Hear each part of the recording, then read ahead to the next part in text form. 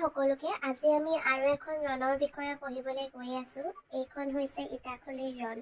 ৰজা হোৱাৰ পাছৰে পৰা গদাধৰ সিংহৰ প্ৰথম কাম আছিল গুৱাহাটীক মোগলৰ পৰা বচোৱা আৰু আহোম সৈন্যই জয় কৰি মোগলৰ পৰা গুৱাহাটী পুনৰ নিজৰ অধীনলৈ আনে। আৰু এইখনেই আছিলে ইটাখুলিৰ ৰণখন, যিখন আছিলে আহোম মোগলৰ একেবাৰে শেষৰখন ৰণ বুলি ক'ব পাৰি। প্ৰথমতে আহোমে বাঁহবাৰী আৰু কাজলী দখল কৰিছিল। তাৰপিছত শুক্লেশ্বৰৰ ওচৰত থকা ইটাখুলিত আহোম আৰু মোগলৰ মুখামুখি হয়, য'ত তেওঁলোকৰ অন্তিম যুদ্ধ বুলি কয়, মই কৈছিলোঁৱেই। আৰু আহোমৰ সেনাপতি আছিলে দিহিঙীয়া আলোন বৰবৰুৱা আৰু মোগলৰ সেনাপতি আছিলে মনচুৰ খান। প্ৰকৃত নাম সন্দেহ কৰা বুলি কোৱা হয়। আৰু মোগল ফৌজাদাৰো আছিল। এই যুদ্ধত আহোমৰ জয় হয় আৰু মোগল ফৌজাদাৰ মনচুৰ খান পলাই যায়। তাৰপিছত মানাহ বা মানস নদীখনেই হৈ পৰে আহোমৰ ৰাজ্যৰ পশ্চিম সীমা।